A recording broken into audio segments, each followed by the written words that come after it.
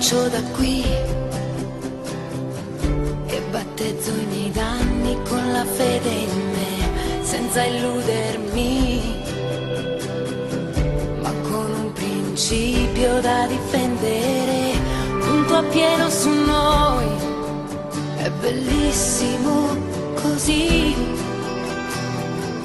meglio tardi che mai, ascoltami, posso essere io l'occasione che aspetti da una vita